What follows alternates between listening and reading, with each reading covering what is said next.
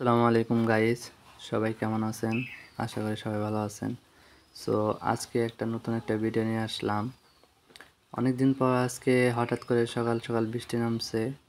তো আমি আমার গ্রামের আমার বাগানের গাছপালার দেখতে আসছি। এখন দেখে অনেক গাছপালাই ফুল ফুটতেছে।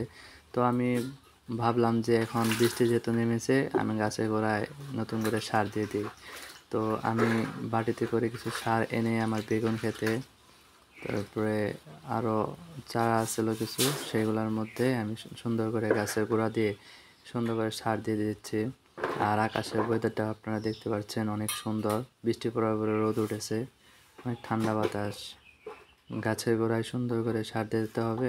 আমি গাছগুলা কিছুদিন আগে সাফ করেছিলাম, আবার ঘাস হয়ে গেছে। তো গাছে দেখতে পাচ্ছেন অনেক ফুল ফুটতেছে। গাছের চারার সাইড দিয়ে যে কি সুন্দর ফুল, প্রত্যেকটা ডেলে ডেলে অনেক ফুল ফুটেছে গাছের। বেগুনও ধরেছে, অনেক ছোট ছোট জালি আছে বেগুন খেতে। তো প্রত্যেকটা গাছের গোড়ায় আমি সুন্দর করে সার দিয়ে দিচ্ছি, যাতে করে গাছগুলো সুন্দরভাবে সতেজ হয়ে ওঠে এবং স্বাস্থ্যবান হয়।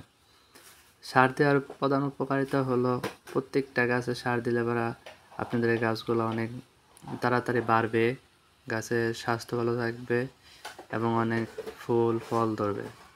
তো আমি কালা সার এগুলো নিয়ে এসেছি, আমাদের গ্রামের পাশে এগুলো বলে কালা সার। তো এগুলো নিয়ে এসেছি এক বাটিতে করে। আর আমার পুঁইশাক খেতেও আমি এই সারগুলো দিয়ে দিচ্ছি। পুঁইশাক ক্ষেত, পাট ক্ষেত এবং হালকা পাতলা কিছু ডাঁটাও বুনেছিলাম এদের ভিতর দিয়ে, সেইগুলোর ভিতরে আমি সুন্দর করে সারগুলো দিয়ে দিচ্ছি, দেখতেই পাচ্ছেন।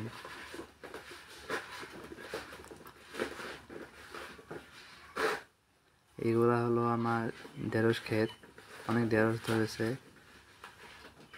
মোটামুটি ভালোই ঢেঁড়স ধরেছে। সাইডে আমি পুঁইশাক গাছগুলা ফার্স্টে আমি কিছু চারা ফেলিয়েছিলাম, সেগুলো উঠিয়ে আমি আমার পাট খেতে চারার মধ্যে চারো সাইডে বুনে দিয়েছি। মোটামুটি অনেক ভালোই হয়েছে। আর বেগুন গাছগুলো অনেক ভালো হয়েছে। বেগুন গাছে প্রত্যেকটা ডেলে ডেলে ফুল ধরেছে, আপনারা দেখতেই পাচ্ছেন।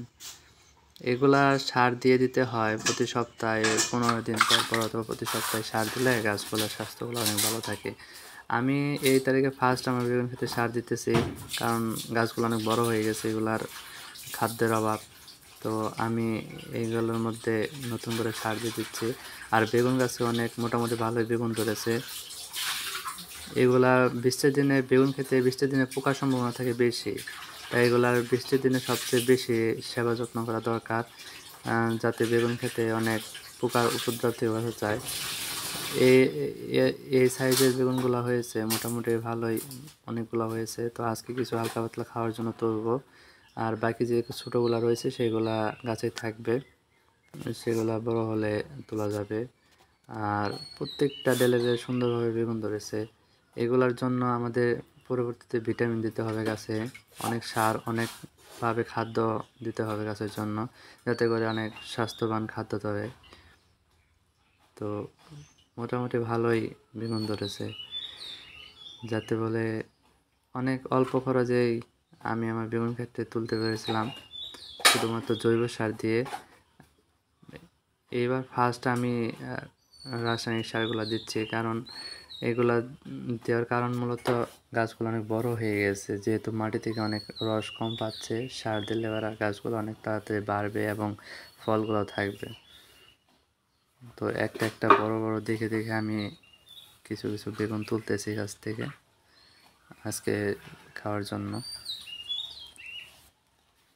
আমি মোটামুটি 15-16টার মতো চারা বুনেছিলাম ফার্স্টে। এগুলো অনেক বড় হয়ে গেছে গাছগুলা, প্রায় আমার সমান সমান হয়ে গেছে মোটামুটি।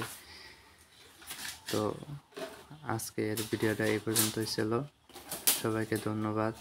আর নতুনভাবে নতুন ওয়ে আমি যেন ভিডিও নিয়ে আসতে পারি, তার জন্য সবাই আমাকে সাপোর্ট করবেন আর আমাদের পাশে থাকবেন। আর যারা যারা এখন আমাদের ইউটিউব চ্যানেলটা ফেসবুকটা ফলো করেননি, তারা আমাদের ইউটিউব চ্যানেল এবং ফেসবুকে ফলো করবেন।